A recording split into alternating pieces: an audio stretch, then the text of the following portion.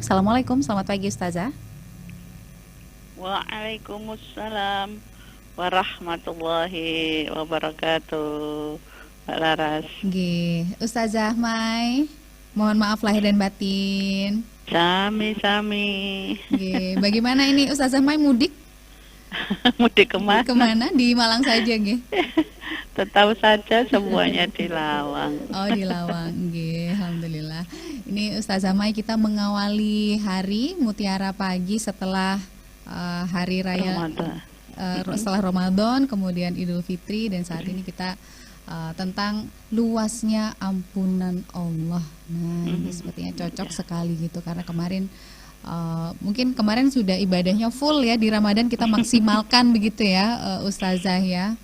Nah, ini tentang luasnya ampunan Allah ini seperti apa sih gitu? Apakah semuanya berhak mendapatkan ampunan Allah, atau adakah dosa-dosa yang tidak terampuni? Nah, monggo disampaikan untuk mukadimahnya hari ini. Terima kasih Mbak Laras dan seluruh pecinta Mutiara Pagi RRI Malang di mana saja berada. A'udzu billahi minasyaitonir rajim. Bismillahirrahmanirrahim. Alhamdulillahilladzi arsala rasulahu bil huda wa dinil haq yudhirahu ala dini kullih walau karihal musyrikun. Allahumma shalli wa sallim ala Muhammadin wa ala alihi wa ashabihi wa sallim ajma'in. Ya ayyuhalladzina amanu taqullaha haqqa tuqatih wa la tamutunna illa wa antum muslimun. Bersyukur betul kita kepada Allah Subhanahu wa ta'ala, karena di 7 Syawal 1445 Hijriah 16 April 2024, alhamdulillah Allah Subhanahu wa ta'ala masih memberikan kita terus kesempatan yang baik pada kita, sehingga kita telah bisa menyelesaikan saum Ramadan. Yang diharapkan adalah kita bisa mendapatkan la'alakum tatakun, jiwa kita fitri kembali, terus diikuti peningkatan yang lebih baik. Karena itulah pada kesempatan yang sangat berbahagia ini,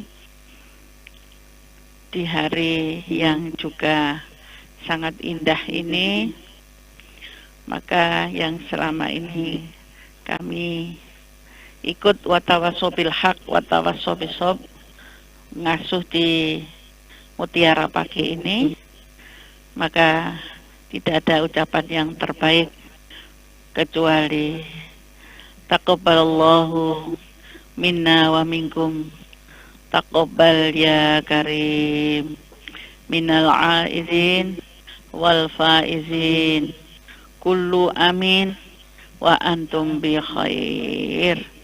Semoga seluruh amal ibadah kita diterima oleh Allah Subhanahu wa ta'ala, panjenengan semua, dan kita digolongkan pada hamba-hamba yang ibadur rahman, yang mendapatkan kemuliaan di sisi Allah Subhanahu wa ta'ala. Dan sholawat salam tidak lupa senantiasa kita mohon pada Allah tetap tercurah, terlimpah kepada yang mulia, yang terkasih, junjungan kita Nabi Muhammad sallallahu alaihi wasallam, yang telah membimbing kita dari gelapnya kejahiliahan menuju jalan yang terang, menuju jalan keridhaan Allah Subhanahu wa ta'ala. Para pendengar sekalian yang berbahagia, saya punya buku Al-Mawaiz Al-Usfuriyah yang ditulis oleh Syekh Muhammad bin Abu Bakar Usfuri. Dan ini pada halaman 4 sampai 6 ini dengan menukil salah satu hadis Rasulullah Shallallahu Alaihi Wasallam mengulas sebuah kisah seorang fasik itu yang keluar dari ketaatan dan sering melakukan dosa, tetapi mendapatkan rahmat dan ampunan Allah Subhanahu wa Ta'ala. An Ibni Mas'udin radhiyallahu anhu qala qala Rasulullah sallallahu alaihi wasallam al-fajirur raji rahmatallahi aqrabu ilallahi ta'ala minal abidil muqniti. Dari Ibnu Mas'ud radhiyallahu an berkata, Rasulullah sallallahu alaihi wasallam bersabda, orang yang berdosa yang mengharapkan rahmat Allah adalah lebih dekat kepada Allah daripada seorang ahli ibadah yang memutuskan rahmat Allah Subhanahu wa Ta'ala.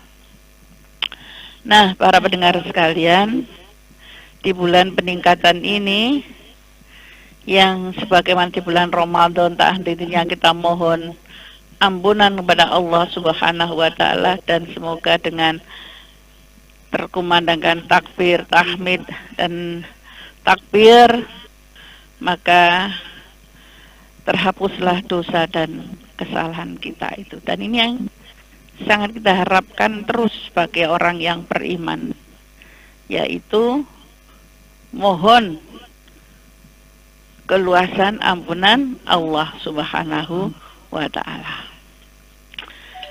Nah, dikisahkan pada zaman Bani Israel dulu itu ada seorang laki-laki yang fasik dan zalim, sehingga tetangga dan warga sekitarnya itu sangat kesal, ya, angkat tangan akan kefasikannya. Tidak ada yang bisa dan mampu menghalangi tingkah dan ulahnya, membuat onar, membuat olah, ya, dengan kemaksiatan yang dilakukannya. Sehingga mereka bermunajat kepada Allah Subhanahu wa Ta'ala agar memberikan jalan keluar untuk bisa menghentikan kefasikan dari laki-laki tersebut. Maka turunlah wahyu kepada Nabi Musa alaihissalam untuk mengusir laki-laki fasik tadi dari kampung mereka.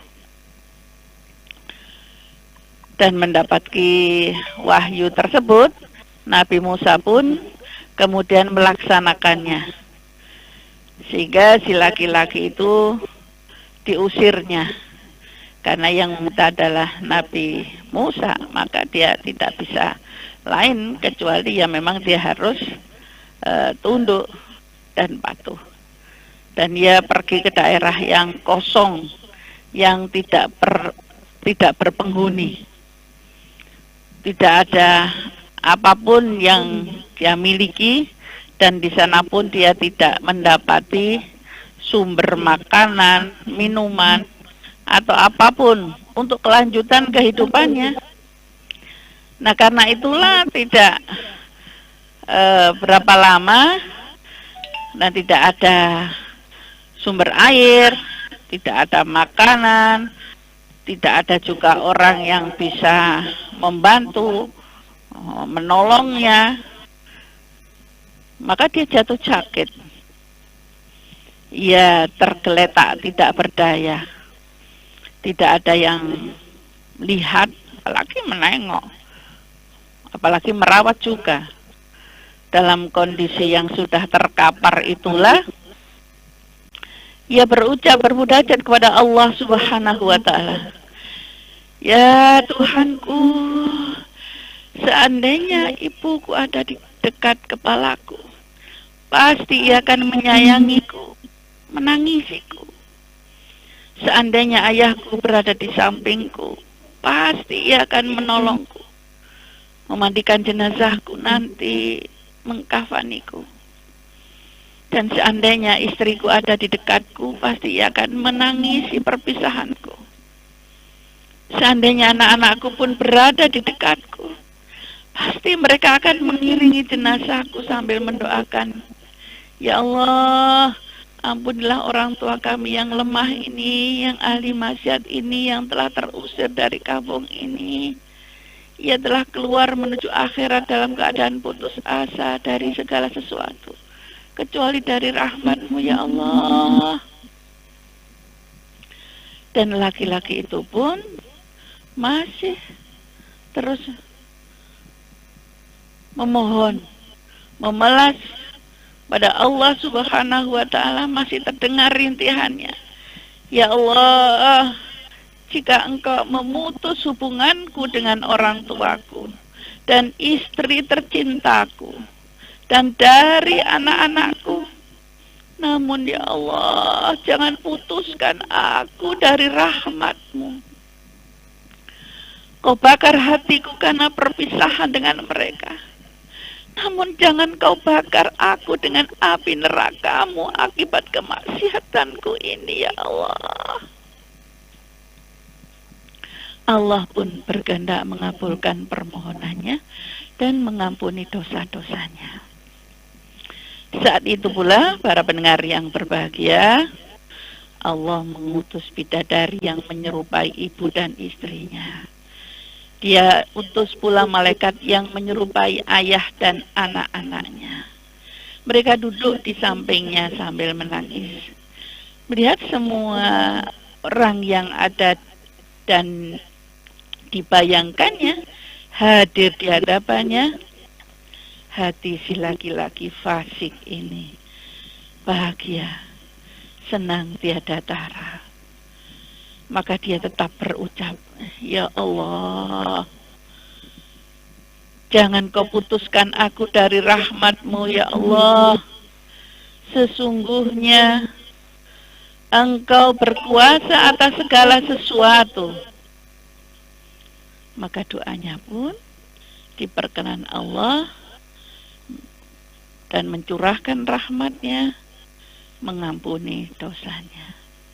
Di saat itulah, para pendengar sekalian yang berbahagia, Allah kembali menurunkan wahyu kepada Nabi Musa untuk pergi ke tempat si laki-laki itu berada.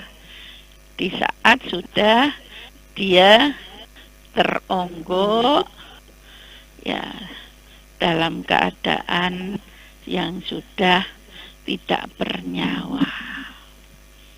Allah wahyukan kepada Nabi Musa, hai Musa, ada seseorang yang meninggal terasing. Ia adalah salah seorang waliku. Mandikanlah, kafanilah, urus jenazahnya sebagaimana mestinya. Maka bergegaslah Nabi Musa menuju tempat yang tunjukkan oleh Allah Subhanahu wa ta'ala. Betapa terkejutnya Nabi Musa alaihissalam, luar biasa terkejutnya. Sebab ternyata laki-laki yang meninggal dunia tidak lain adalah yang pernah diusirnya tadi. Lebih heran lagi, beliau lihat mendapati ada bidadari yang tengah menangisinya. Dalam keherannya itulah Nabi Musa alaihissalam tanya kepada Allah, ya Tuhanku, bukankah ini laki-laki fasik yang pernah dulu aku usir juga karena perintahmu? Benar ya Musa, namun aku telah merahmatinya, aku telah mengampuninya. Tapi ya Allah, Engkau menyuruhku menguburkan, mensalatinya Sedangkan kaumnya dulu tuh bersaksi atas keburukannya. Maka engkau yang lebih mengetahui daripada mereka dengan segala segenap pujian dan celaan. Maka Allah pun berfirman, wahai Musa, kaumnya benar pada apa yang telah mereka ceritakan tentang keburukan dan kelakuannya. Hanya saja dia memohon pertolongan kepadaku saat kematiannya dengan 3 hal yang andai kata 3 hal tersebut digunakan untuk memohon pertolonganku oleh seluruh orang-orang yang berdosa dari ciptaanku, pastilah aku akan mengabulkannya. Bagaimana aku tidak menyayanginya sedang dia telah memohon sendiri, dan aku adalah Maha Penyayang dari semua penyayang. Nabi Musa masih penasaran juga, para pendengar sekalian. Ya Allah, apakah 3 hal itu? Maka Allah berfirman, ketika kematiannya dekat, dia memohon kepadaku, wahai Tuhanku, Engkau lebih mengetahui diriku, bahwa sesungguhnya aku telah melakukan banyak maksiat, sedangkan aku membenci maksiat itu dalam hatiku. Tetapi ada 3 hal yang membuatku melakukan maksiat dengan membenci maksiat dalam hatiku itu adalah karena hawa nafsu, teman buruk, dan iblis yang dilaknat Allah. 3 hal inilah ya Allah yang menjatuhkanku dari kemaksiatan. Maka sesungguhnya Engkau lebih mengetahui daripada aku tentang apa yang aku katakan. Maka ampunilah aku ya Allah. Yang kedua, hai Musa, kudengar laki-laki itu memohon kepadaku, ya Tuhanku, sesungguhnya Engkau mengetahui bahwa aku telah melakukan banyak maksiat dan tempatku bersama orang-orang fasik.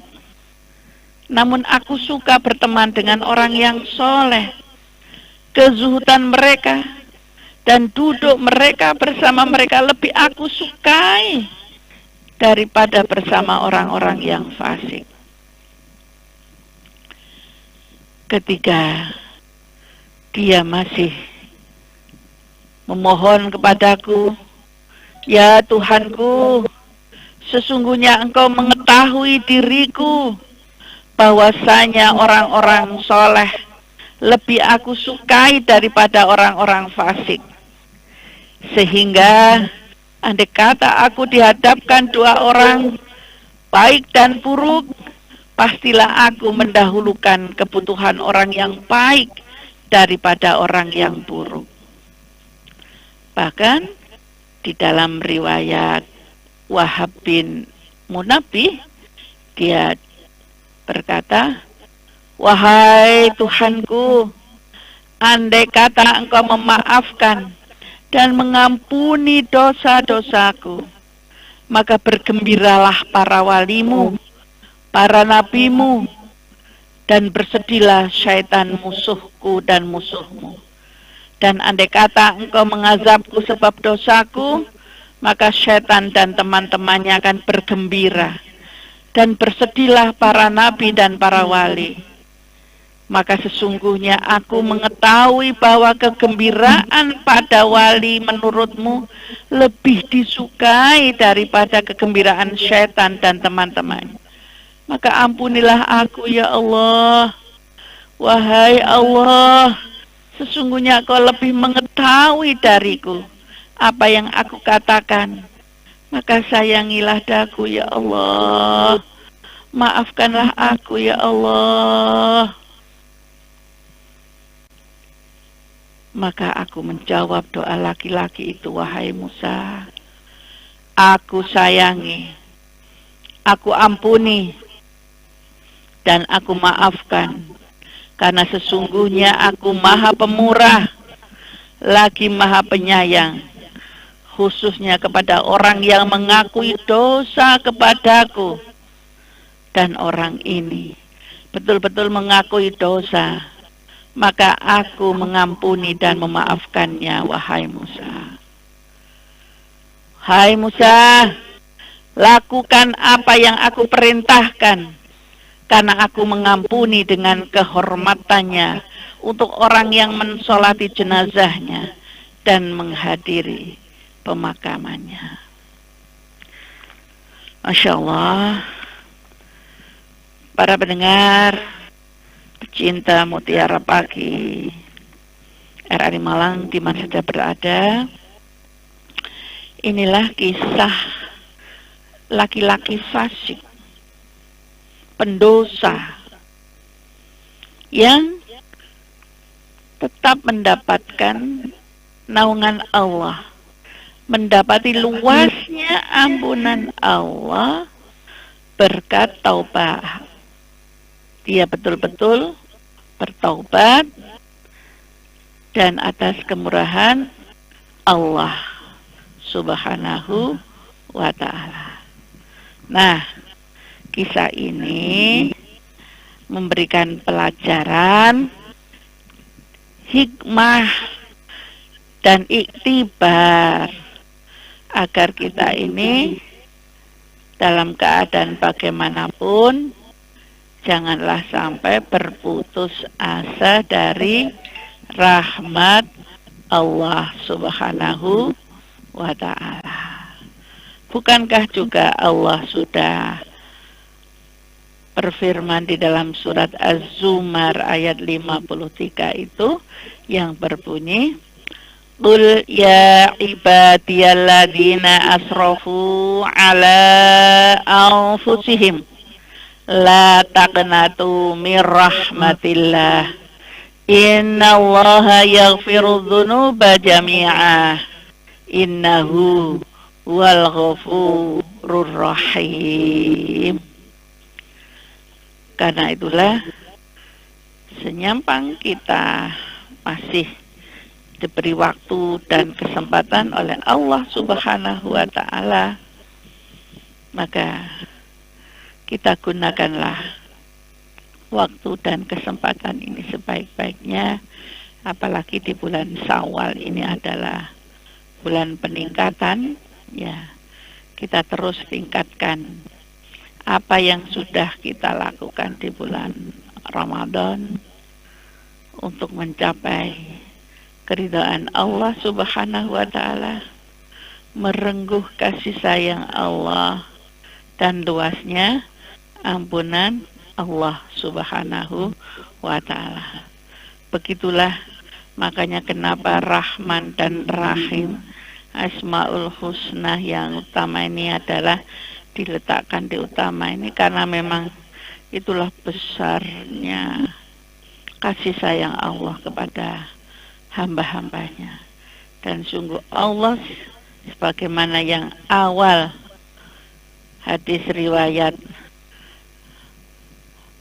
atau yang disampaikan oleh Ibnu Mas'ud tadi, betul-betul Allah itu sangat dekat dengan orang atau pelaku pendosa, tapi yang senantiasa mengharap rahmat Allah dan bersegera kepada ampunan Allah Subhanahu wa ta'ala.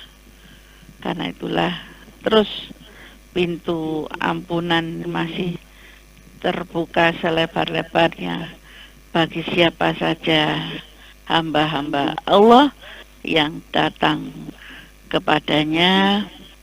Insya Allah, innallaha ghafurur rahim. Semoga kita semua nanti terus dimasukkan oleh Allah Subhanahu wa ta'ala ke dalam golongan hamba-hamba yang soleh untuk masuk ke dalam jannahnya Allah Subhanahu wa ta'ala. Insya Allah Amin, amin. Allahumma amin. Oke, baik. Terima kasih Ustazah Mai untuk pagi hari ini mukodimahnya tentang luasnya ampunan Allah pada pagi hari ini.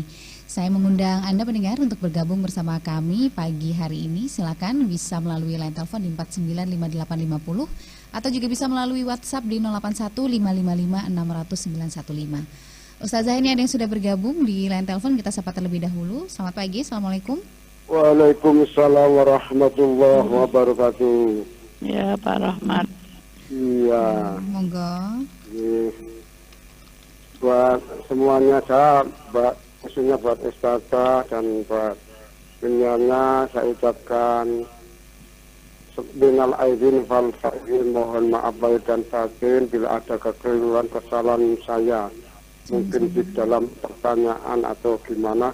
Sekali lagi saya mohon maaf yang sebesar-besarnya Ustaz ya, karena ini hubung masih ada Hari Raya Idul Fitri.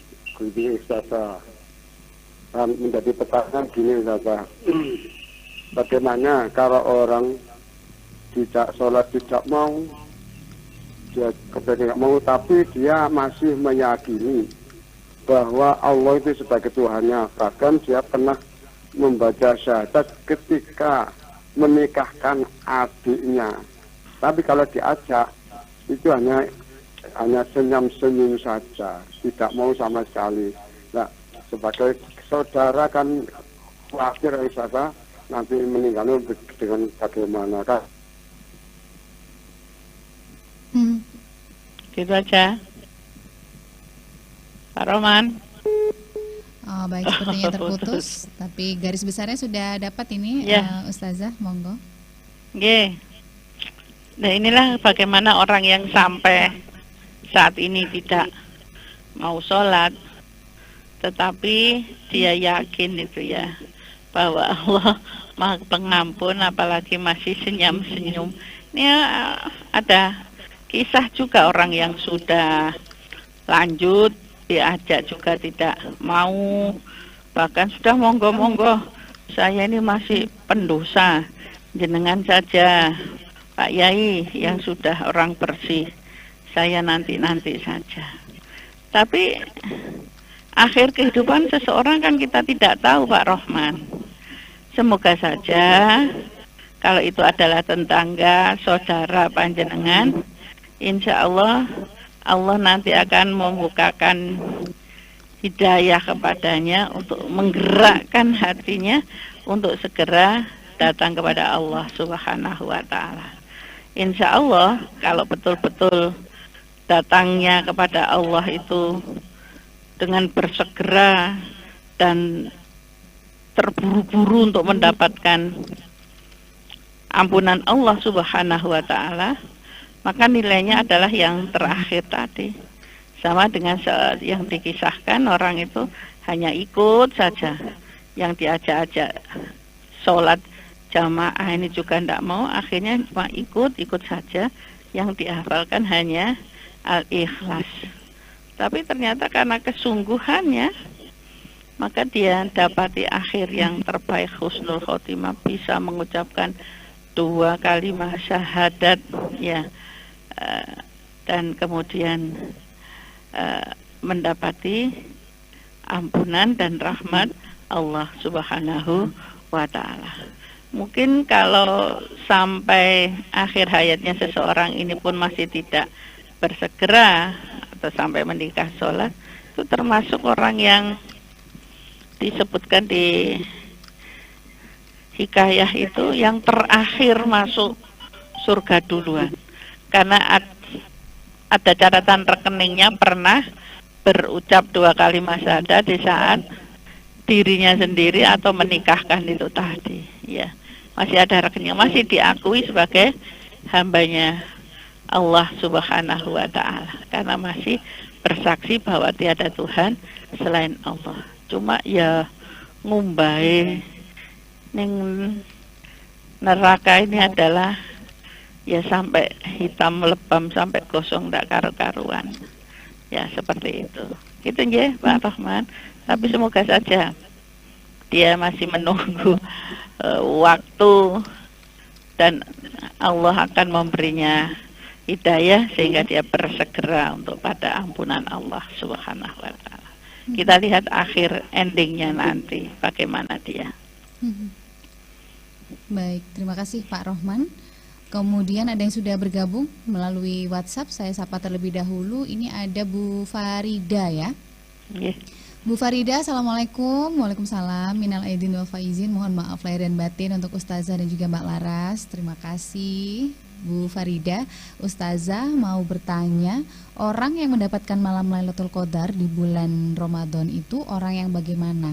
Apa orang yang menjalankan ibadah semalaman, atau orang yang tadarus membaca Al-Quran, orang yang tahajud, atau orang yang cuma betah melek, atau yang seperti apa gitu? Terima kasih. Yeah. Insya Allah selama ini yang dituturkan oleh Rasulullah SAW bahwa adalah sebagaimana juga yang ada di surat Al-Fusilat itu, orang yang mengatakan bahwa Tuhannya Allah, kemudian sumastaqomu, istiqomah. Nah, inilah yang keistiqomahan, inilah yang akan menuntunnya kepada Lailatul Qadar itu. Sehingga boleh jadi ya keistiqomahannya mungkin di sholatnya, di bacaan Al-Qur'annya, atau di meleknya itu, ya.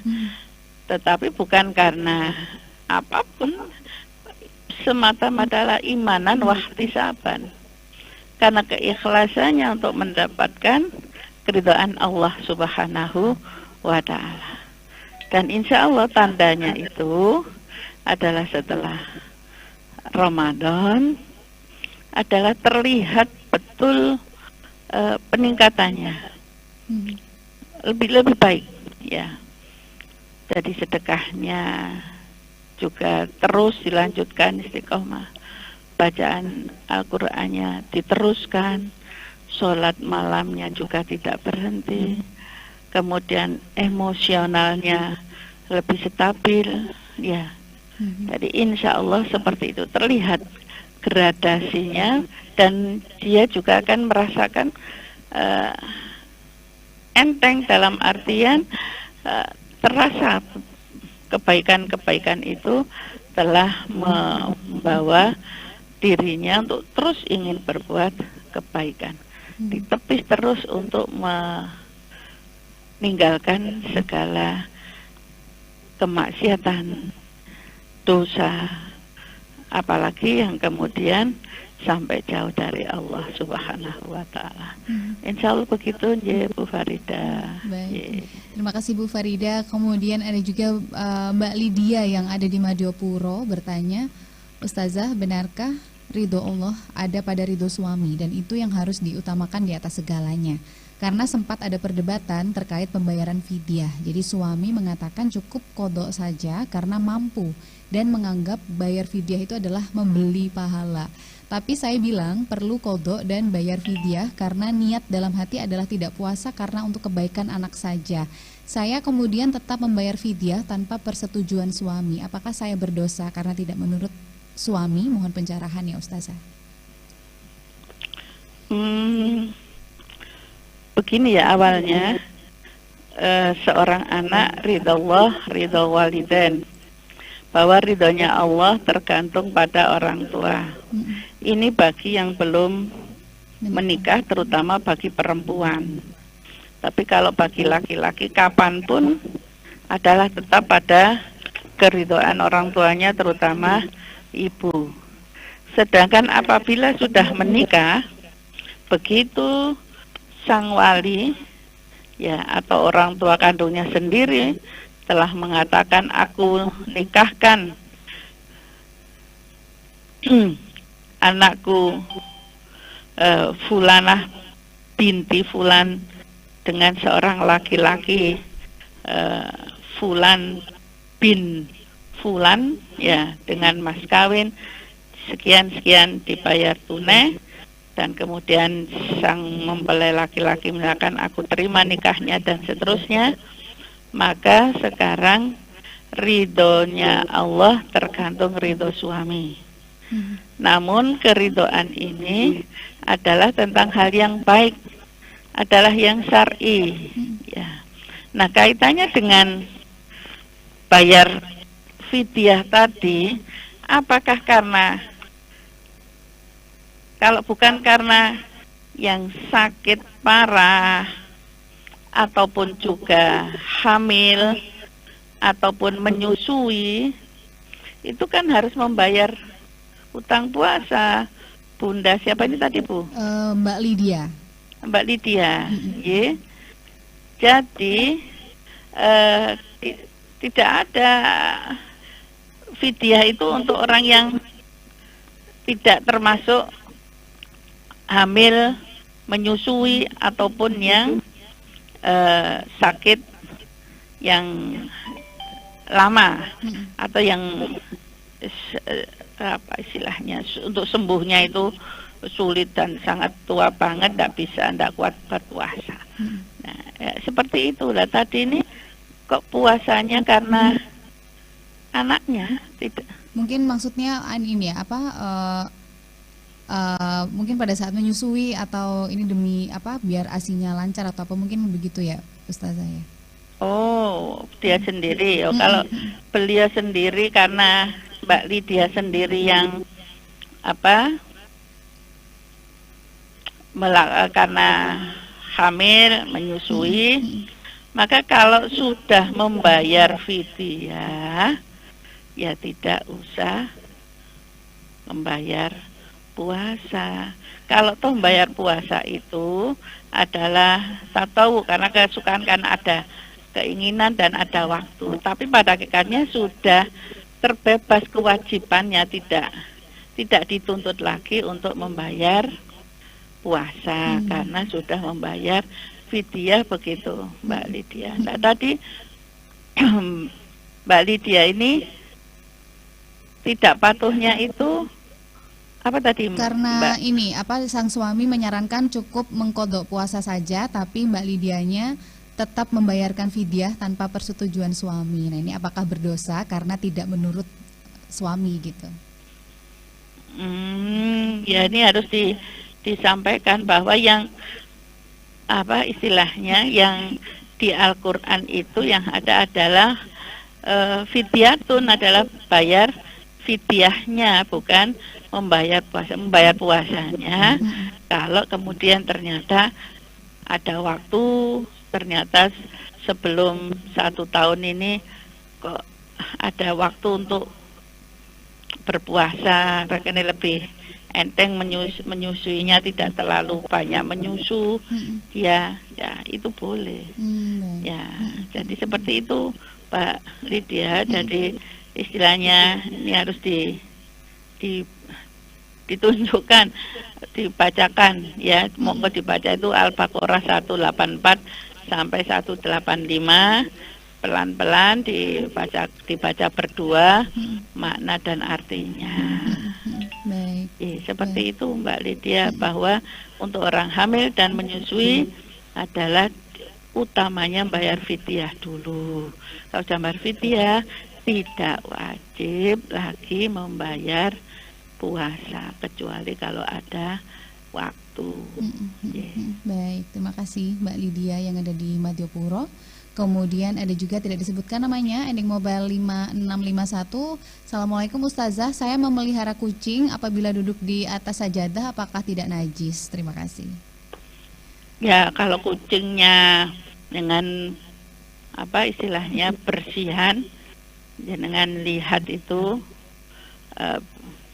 pakaian belakangnya kotor atau tidak, habis buang air apa tidak, ya maka istilahnya termasuk bersih. Apalagi yang kita lihat ada kucing itu yang sampai ikut berjamaah di masjid itu, ya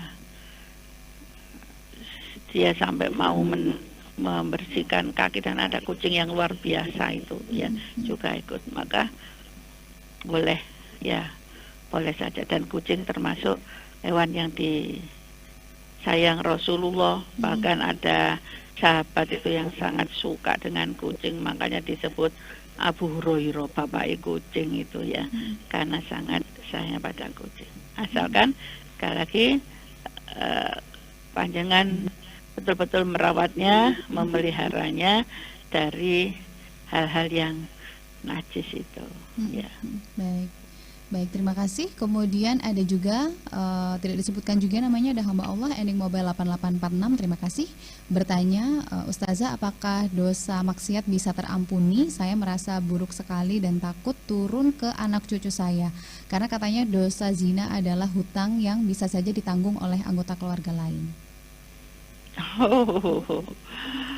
Itu tadi apa? Kisah di zaman Nabi Musa itu kan menjadi ibrah bagi kita. Tetesan air matanya, rintihannya betul-betul telah menggemparkan aras dan Allah mengampuninya. Bahkan di kisah yang lain, seorang pezina itu kemudian dia mau memberi minum anjing ya, yang kehausan, yang mau mati. Nah, kemudian akhirnya bisa segar kembali. Itu dulu diampuni Allah Subhanahu wa ta'ala. Kalau itu namanya dosa warisan, itu tidak ada di dalam Islam ya.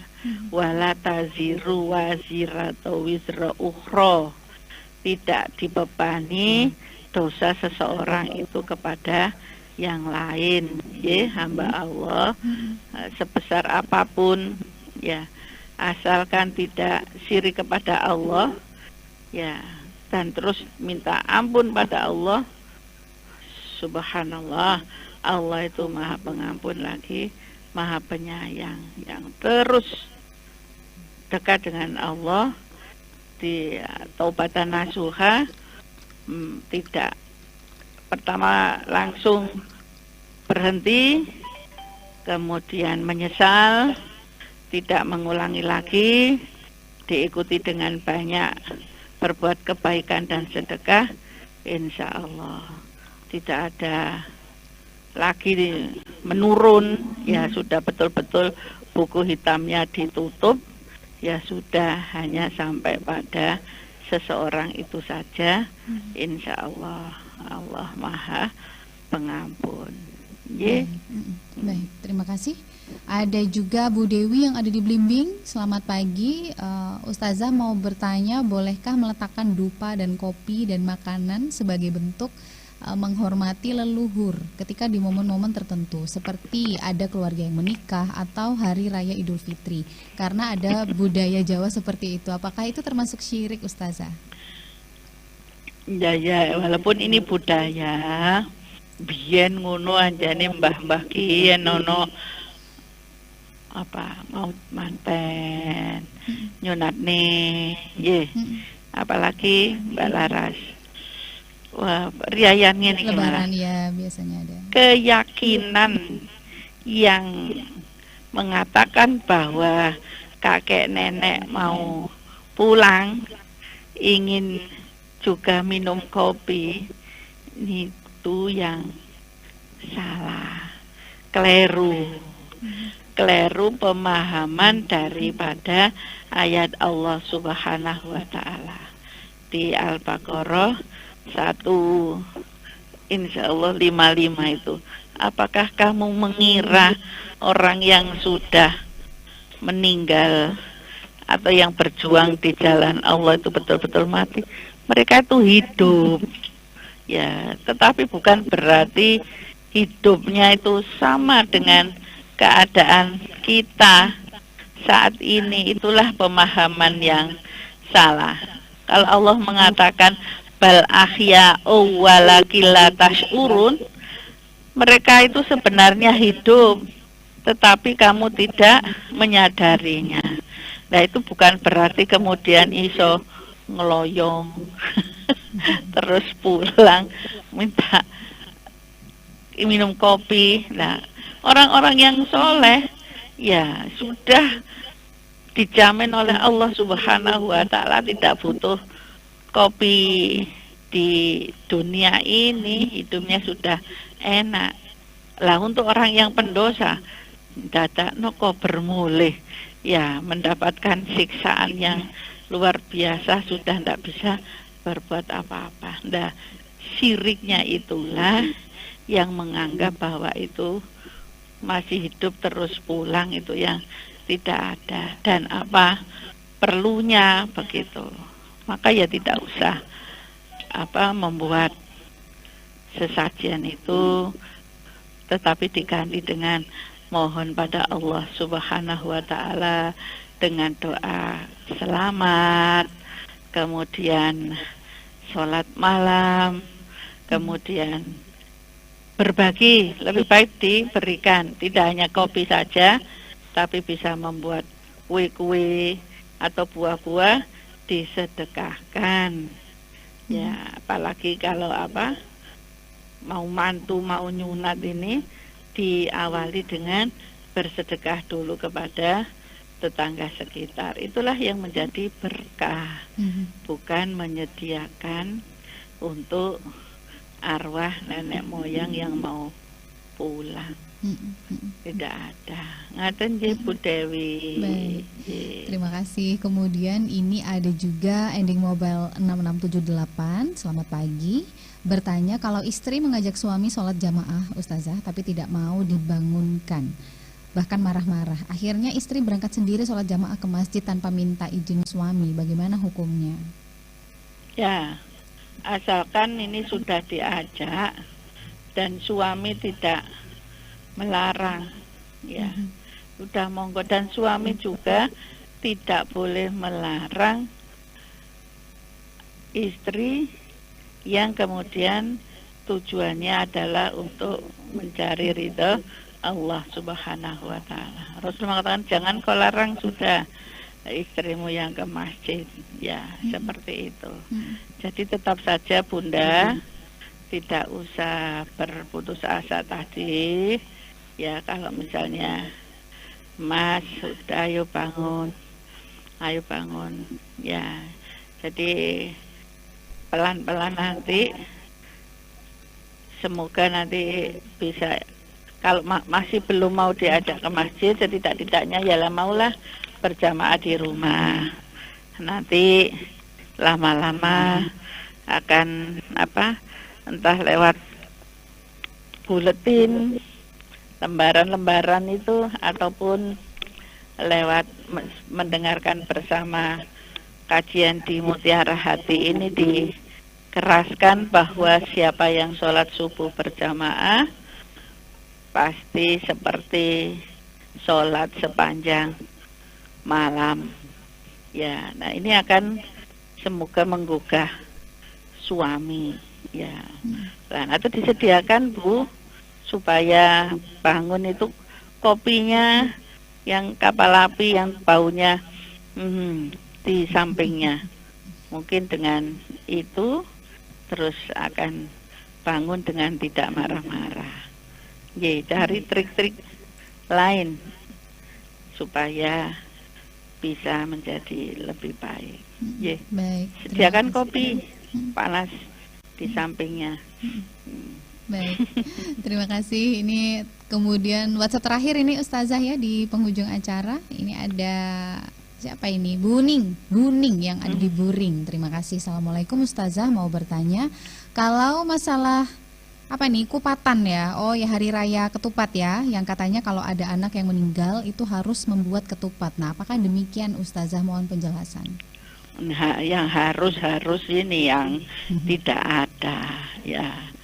Jadi membuat kupat, lepet, apem ini kan luar biasa. Falsafah Jawa itu falsafahnya tinggi. Jadi ngaku lepat itu ngaku salah. Ya. Jadi termasuk ketupat itu adalah supaya saling memaafkan satu dengan yang lain. tidak ada kaitannya dengan orang yang sudah meninggal dunia. Ya, tidak ada. Cuma memang pas momen-momen khusus memang terutama di Indonesia dan di Jawa utamanya ini adalah ada kupat, lepet dan sebagainya, ini adalah sebagai penyambung silaturahim lebih akrab, ya. Jadi sekali lagi tidak ada kaitannya dengan kematian atau kehilangan seseorang yang kudu harus, ya. Nah, ini yang tidak ada. Rasulullah tidak pernah memerintahkan keharusan semacam itu, ya.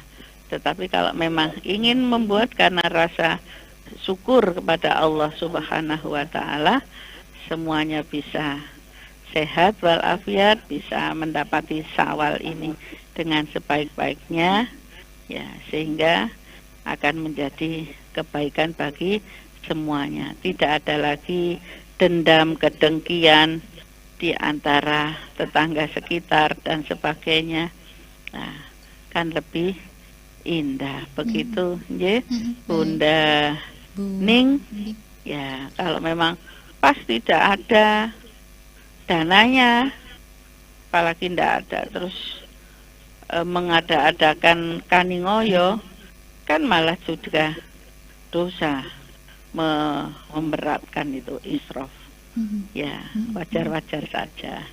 Baik, terima kasih Bu Ning yang ada di Buring ini menjadi pendengar terakhir yang bergabung untuk pagi hari ini. Sebagai penutup, monggo singkat Ustazah Mai. Alhamdulillah, terima kasih kepada semuanya, terutama Pak Rohman tadi, dengan harapan saudara tetangganya tadi semoga segera diberi hidayah, petunjuk oleh Allah Subhanahu wa taala untuk bisa mau diajak sholat bareng-bareng, ya. Sambil didoakan terus Pak Rohman, ya, walau selain diajak dan yang lain-lain. Sungguh sekali lagi ampunan Allah Subhanahu wa taala sangat dekat kepada hamba-hambanya yang mau mendekat, ya. Dan Allah itu pada hakikatnya lebih dekat daripada kita sendiri, ya. Cuma saja kitalah yang sering menjauh, ya. Dan yang menjauhkan kita dari Allah itu adalah karena noda-noda dosa dan kemaksiatan, termasuk kekufuran dan setan laknatullah tadi. Karena itulah di setiap kesempatan semoga usia ini barokah, bersyukur kita diberi kesempatan dan waktu ini untuk terus memperbaiki diri. Tidak lain adalah nanti Allah terus menunggu siapapun dari hamba-hambanya yang tubu ilallah taubatan nasuha, maka Allah akan membukakan pintu maaf dan ampunan selebar-lebarnya untuk semuanya dimasukkan ke dalam jannahnya, insya Allah. Semoga itu adalah kita semua, amin. Allahumma amin. Sekali lagi terima kasih atas atensinya semuanya, Mbak Laras juga atas kebersamaannya. Dari hamba Allah yang fakir ini, Maisyarah, semoga saja tetap memberikan manfaat pada kita semua dan terutama diri saya pribadi. Subhanakallahumma wa bihamdika asyhadu an la ilaha illa anta astaghfiruka wa atubu ilaih. Nasru minallah wa fatahun qarib wa basyiril mu'minin. Assalamualaikum warahmatullahi wabarakatuh. Waalaikumsalam warahmatullahi wabarakatuh.